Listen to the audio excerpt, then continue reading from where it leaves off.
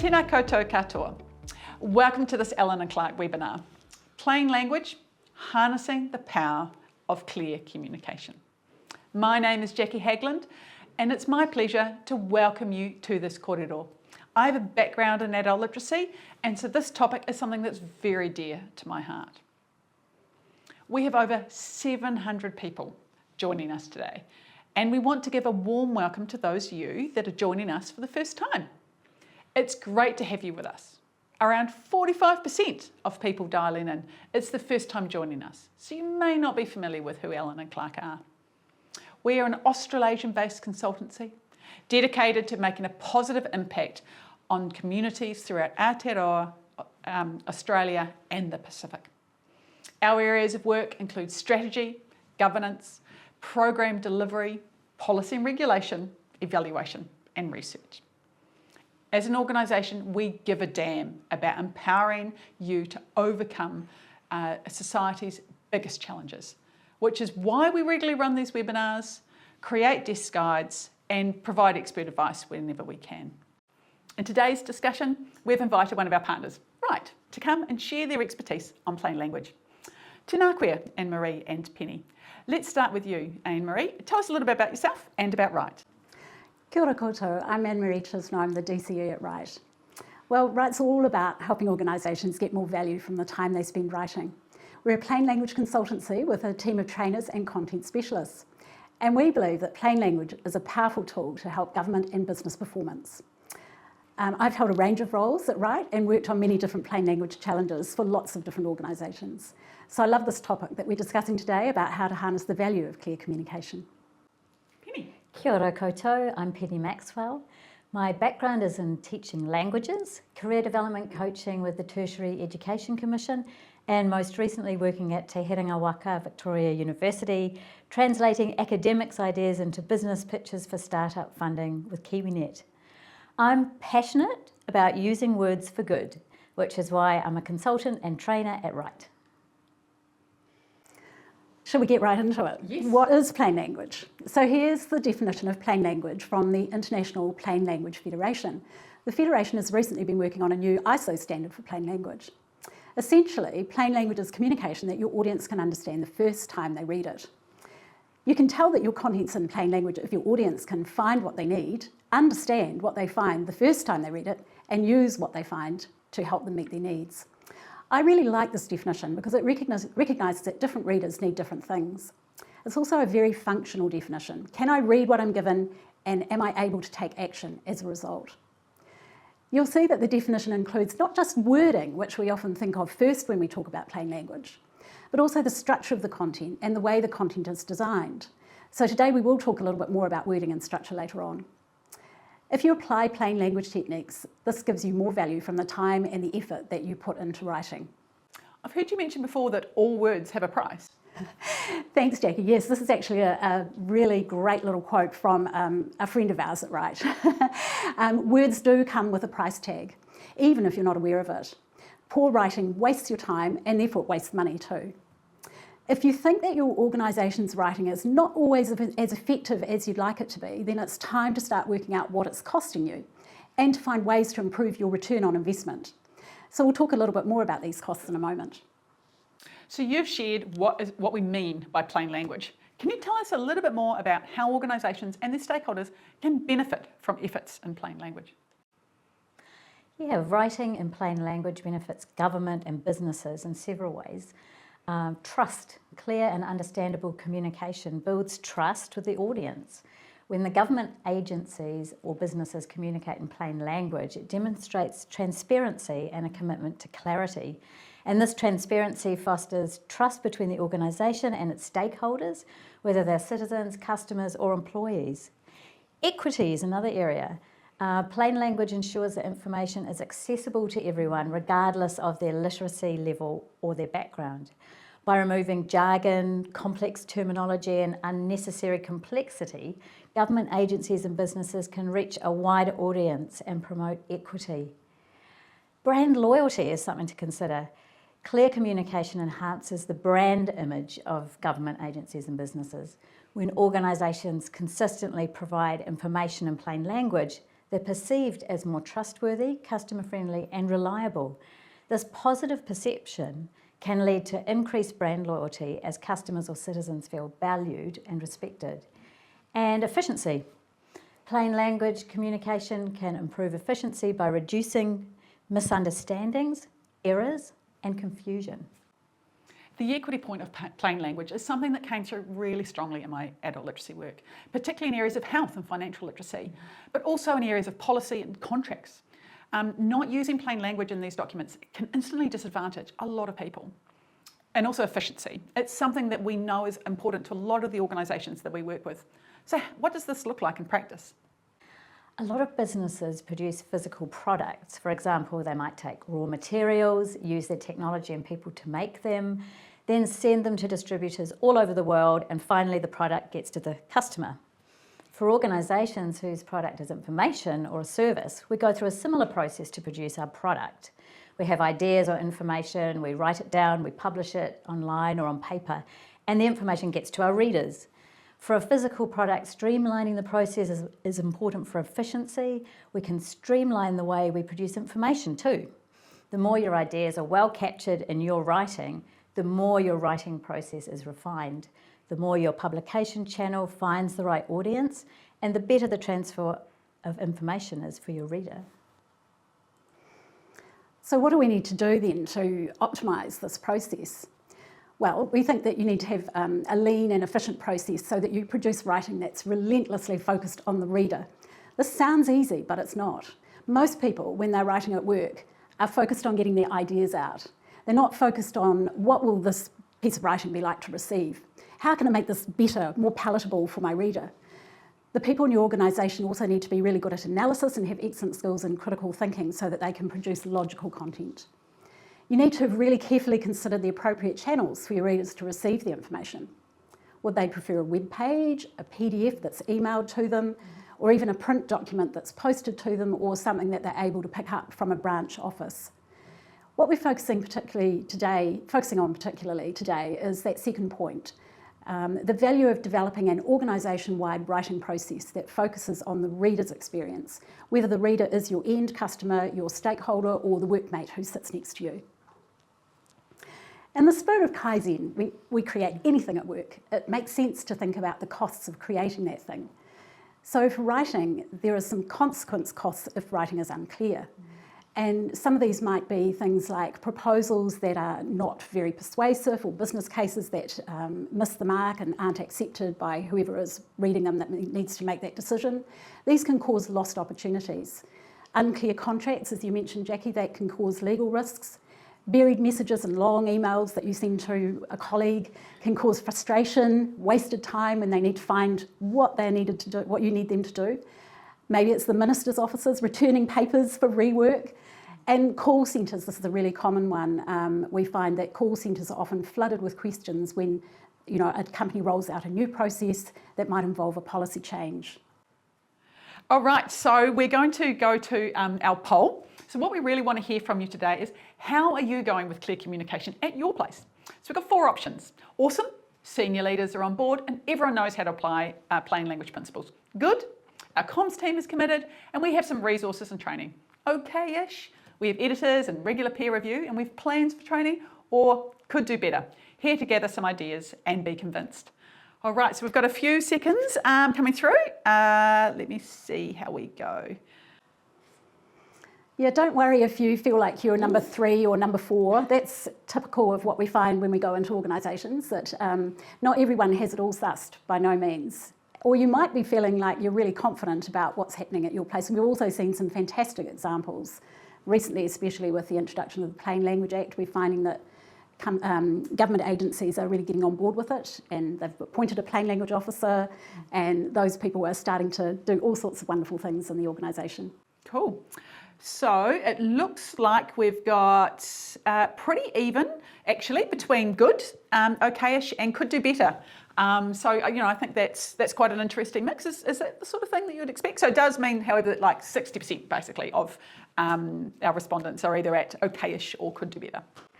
Oh yeah, I think we can show you a few tips and tricks to help those people along the way today. And further than that, we run a whole series of workshops and all kinds of different things that you can come along to. Cool. So, yeah. I'd love to meet the awesome folks. Good on you. That was great. Really pleased to see 5% of the respondents picking awesome. That's fantastic. So when we start working with organisations, we use a model, a framework called the Rewrite for Change model that you can see on your screen. At the centre of the model, in that dark green area, is the standard. The standard means, what does clear writing look like at your place? What do you mean by clear writing, and how does that look in your context? If you don't have a standard already, you can use the Write Plain Language standard, which is on our website. You can use it under Creative Commons and just attribute write. You can change it to suit your circumstances. And we know that many of the people in the audience already have their own plain language standard, which may or may not be based on ours. If you have a standard, this means that plain language is no longer just an abstract idea. It can be quite hard to pin it down if you don't have a standard. So that would mean that people could interpret plain language differently in different situations. So the standard helps to define what plain language means to you in your organisation. We will talk a little bit more about the standard in a moment. On the model you can see measure. The measure component is really important. This is where it's a good idea to start if you're starting a culture change project or a plain language project in your organisation, you might want to measure your writing quality. What does it look like now? Let's get a baseline and see where we're starting, and that way we can look at how things improve over time. So if we're working with an organisation, we typically start with a discovery process, I should say, and an audit. We would take a sample of content from across the organisation and measure each piece of content against the components of the standard. We also review people's processes, and we might survey staff, interview key people, so that we can document where things are at now. And you can do this yourself, but we would say that it's actually beneficial to have someone external carry out this part, because they're obviously going to be very objective. Training is one that people often think about. It's a great idea to train people in how to write clearly, how to write to your standard. And if we're in your organisation delivering training, we obviously tailor it to the needs of your people and the roles that they perform. We should really talk about expect first in a way. It's really critical to get your leaders on board. In some cases, they embrace the idea of a plain language culture straight away because they can see the benefits really clearly. And they might even propose it before anyone else has thought of it. In other cases, leaders take a little bit of convincing. So when we work with leaders in an organisation, we do talk about culture change, and we might facilitate some sessions with them. We give them the opportunity to explore the benefits of plain language in such a way that they eventually come up with the idea that changing the way we write around here is their idea. And that way they can set out the expectations for others and guide and lead the project. Ideally, you would bake in the expectation of great writing. You put it into your business systems. So, for example, you might add a quality writing component into advertisements for vacancies, into role descriptions or KPIs. For peer reviewers, you might give them useful checklists that they can use when they're looking at other people's work. You might set up a system for quality assurance of your publications, including web copy. I mention web copy because often web writing is devolved to many people in an organisation, so it can be a little bit harder to make sure it's consistent. Support is the next element here. It is really critical to support people so that they can meet the standard. So an organisation will appoint some champions. They are promoters of plain language. Under the Plain Language Act that we have now, a champion is also a bit like a plain language officer. They often have extra expertise and they can help their colleagues. They might organise a PR campaign to keep the ideas top of mind for people. And they might look at resources and other things, and it's sort of making sure that the resources you provide are useful and that they're on brand. You might need to update your style guide if you have one, get a style guide if you don't have one. You would check the usability of your templates and other guidance documents. You review any sort of standard text that you use frequently. And you could give people useful examples of content that shows them what good actually looks like. Thank you. Look, we've had a question come through from Anne, specifically relating to the measure component. She's asked, do you have software for the measure component, or do you use a mix of your own methods? Oh, that's a really good question. We do use some software actually, but what we've found so far is that, and this might change with AI, I would suspect, and we're working on that side of it too, that software so far can't look at some of those critical things like the purpose of the content, the structure, it's getting there with structure, but definitely things like wording, word choice, and sentence length and paragraph length and jargon and those kinds of things. So yeah, so we use software, but we also have our trained assessors who know how to apply the standard. Cool. Yeah. Case of watch the space potentially. So a model like what you've just talked us through is great for providing the foundation for writing and presenting information. But can you share some tips that our viewers can take away with them as a place to start implementing what they've heard from you today? Absolutely. We encourage you to think, first of all, think about your reader and structure your content well, and also let your headings tell the story. We're going to describe exactly how you can do all these things and give you a few examples. Fantastic. We base our business writing content and training on the 10 elements of the plain language standard. If you apply these elements, you'll create reader-focused documents. Documents become clear so that the reader does what you ask them to do. You'll get fewer questions. Redrafting and reworking will be reduced, and that helps you avoid that back and forth of all those reiterations and peer reviews. It can go up to as many as 30, I've heard, in some organisations. After you have made the purpose of your document clear at the start, how do you make the structure of your document clear and logical to the reader? Well, we suggest you spend half your time on the plan. Investing time early in the writing process saves you time later. And follow a logical structure.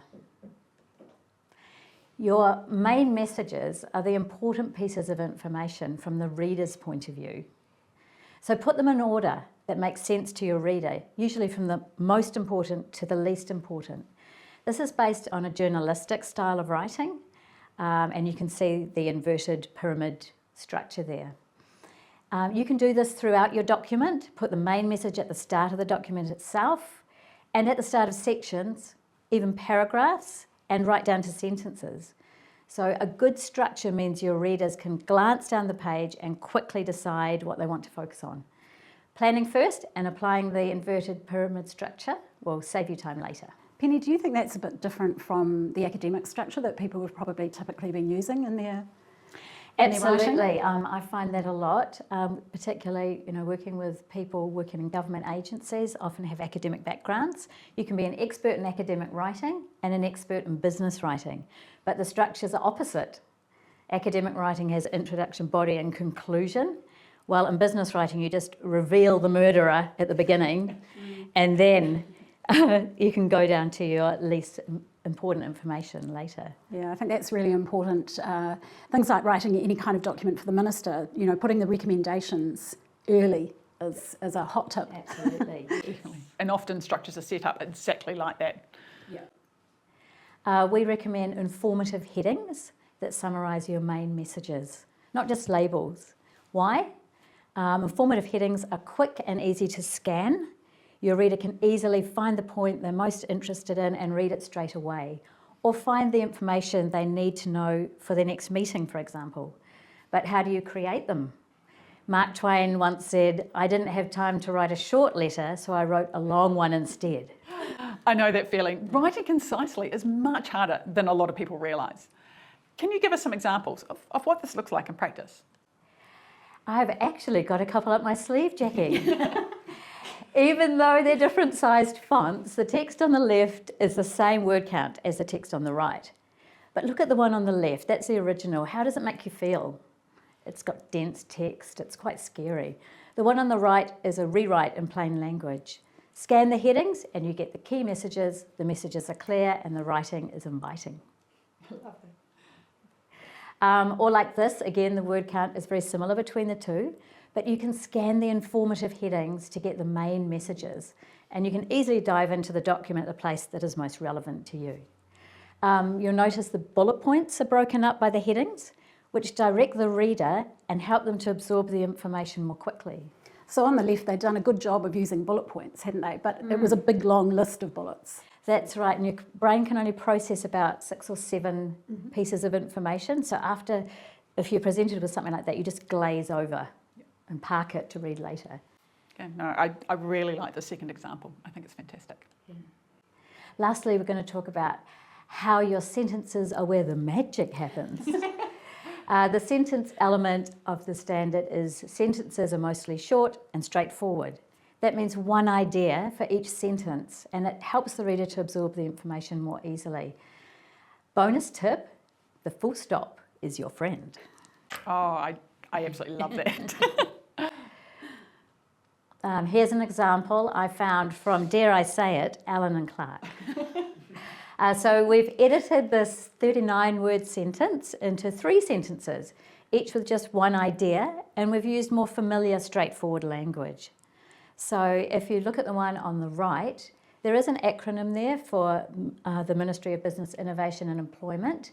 We're assuming in the context that people know that acronym. If you didn't know that, then you definitely need to spell it out the first time you'd write it. But employment services, in words, is easier to understand than ES, which could mean different things to different people, different organisations. For example, education specialist or economic and social, or something like that. I must say that there are a number of acronyms that are used across a number of different government departments. Absolutely. And they all mean something different. That's right. Yeah, definitely acronyms have their place, but you do need to make it clear that which one you're using, and it may just be easier to write it out in full. Absolutely. Allen and Clark kindly allowed us the permission to use this example, by the way. It's not a surprise. And here's a great example from the Plain Language Awards. Best Sentence Transformation. A good way to check your sentences is to say them out loud. So let's try this one. Monitoring of the development strategy is undertaken on an annual basis to measure and report on progress toward achieving the implementation of the strategy. You lost me there, Penny. And let's be honest, it does sound a bit formal and pompous.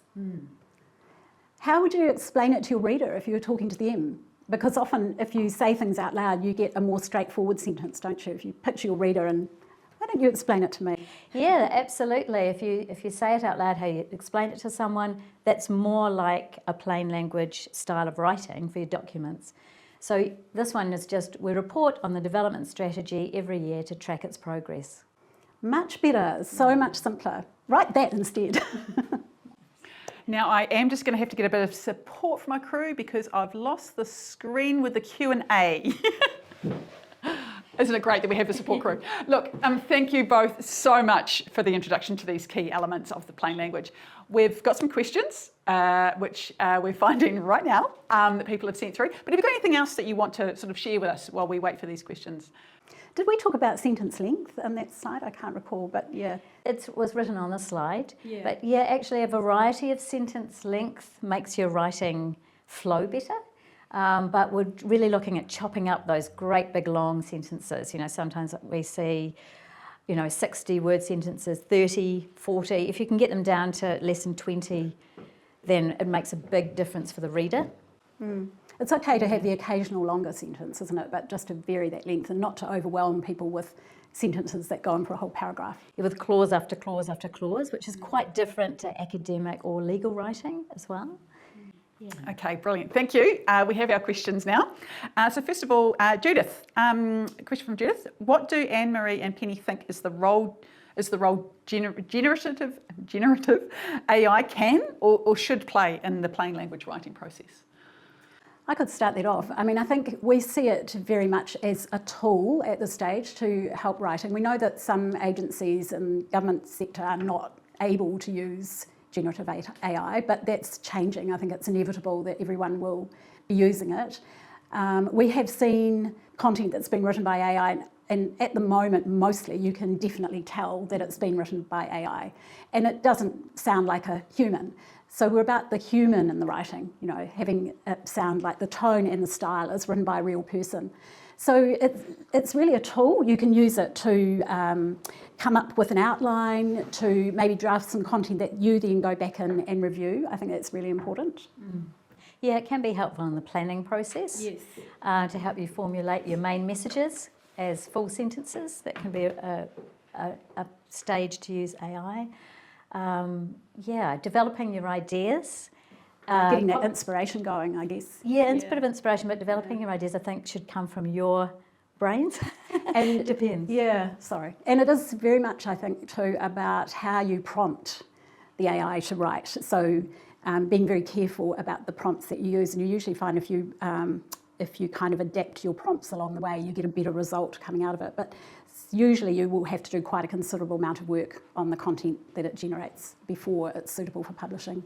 Ooh, and as we've just seen there, sometimes technology fails you and you need a bit of human support. Look, we've got another question here from Kevin, and he asked about your thoughts for plain language for the neurodiverse community. Yeah, very interesting. So some of the, one of the parts of the plain language standard is looking at your layout of your document. So we have an acronym, CARPT, which goes through contrast, alignment, repetition, density, and all these elements can improve readability for neurodiverse people. So, for example, having a high contrast of like black writing on white is the best.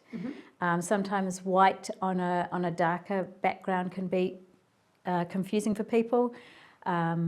So there's that kind of thing is really important for people. Choosing a font that works well that is a readable, accessible font. That's quite important, yeah.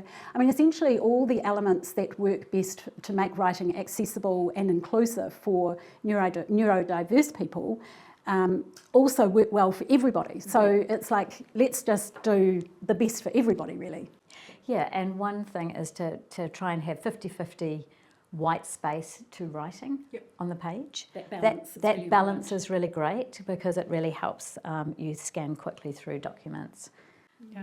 No, that's fantastic and really good points. And actually relates to another question we've got here from Amanda, where she asked about whether there's any thoughts on writing for people with English as a second language or second or other language. So she notes that her team engages with a lot of the deaf community, also for whom written English is often inaccessible, or people that have it as a second language.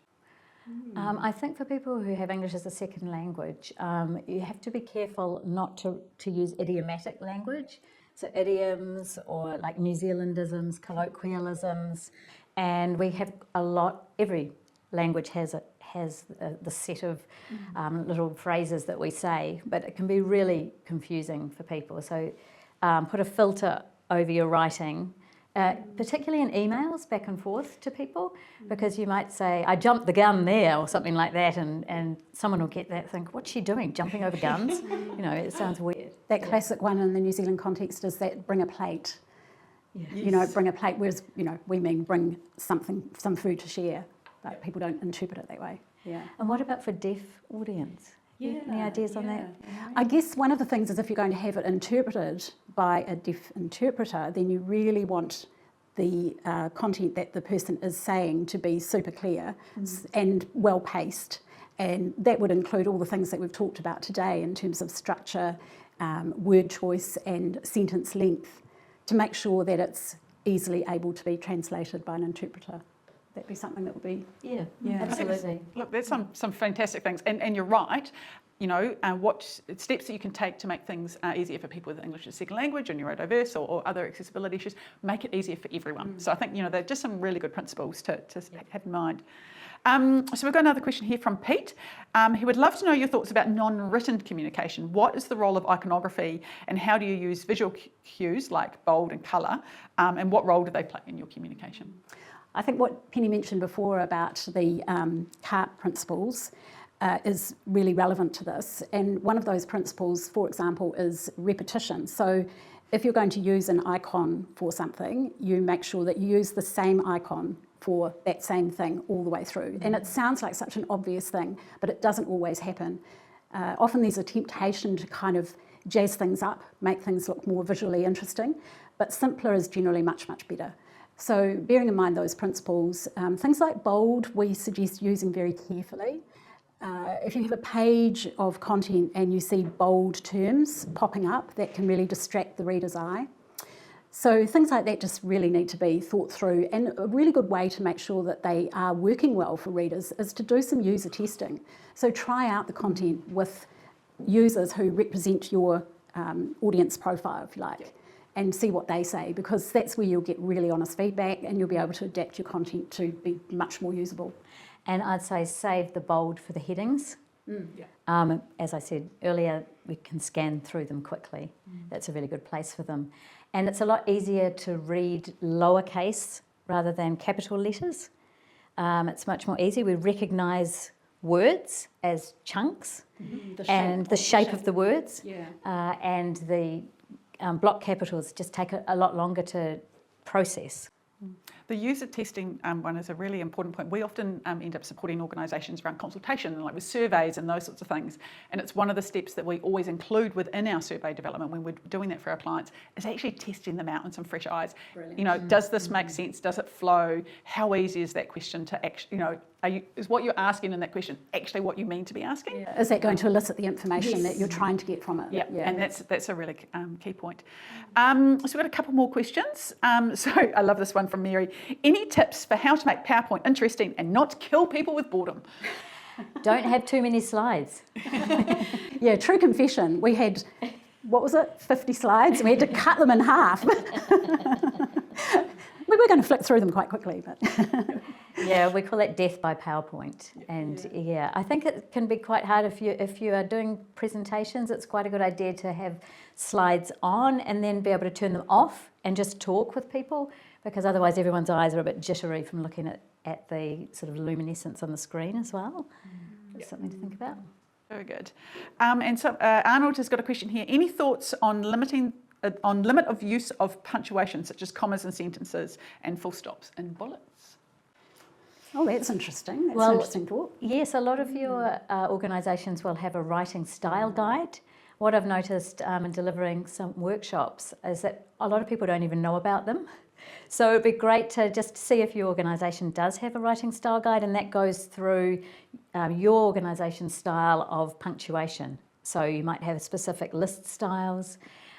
Basically, the semicolon is a thing of the past, and one thing to note is that punctuation goes in trends and it changes, and the reduction in punctuation, like semicolons, is a trend, but it makes it simpler and easier to follow, because it just adds to decluttering your writing. Do you mean in bulleted lists, for example? Yeah, bulleted lists. Yeah, So having it at the end of each bullet end, point. yeah. Yeah, I agree. Yeah, much cleaner style not to have that punctuation. That's right. I must admit, we've moved away from having the semicolon at the end of the bullet points in the last few years, and I agree, definitely a much cleaner style. Now, Lachlan's got a question here, and I don't know whether this is one that you can answer, but we'll give it a try. So he's asked whether there's a reason why some government departments use advisor with OR and some use advisor with ER. Do you know, we had to decide on that for us. We had to decide what is our style going to be, and we went with ER. And I actually disagreed with that choice. To me, it made sense to go advisor, advisory. So it felt to me like they fitted together. I'm not sure if there's a rule about it, or a particular, whether one goes with US English and one goes with UK English. No, I think they're both in the dictionary. Yeah. So I guess the point is, once you make a decision about which one you're going to use, then use it consistently. Yeah, consistency builds trust. Yeah. So if you saw advisor throughout a document, you'd feel a bit confused. You might think that different people had written the content, which might well be true, but it's a great idea to go through and make sure everything is aligned. Unfortunately, we've run out of time to answer all of your questions, but please do feel free to reach out and contact us via our website. But just before we wrap up today, I'm really keen to hear from Penny and Anne-Marie. What are your final thoughts that you want our viewers to take away with them today? Well, some people wrote their plain language challenge was how to incorporate technical writing into plain language. And we have a few tips for that. One thing is, do you need the technical language at all? So think carefully, can I say it in a plainer way, a more familiar way? As if I'm talking to someone and explaining it to them. So that's one way of untangling yourself from technical terms.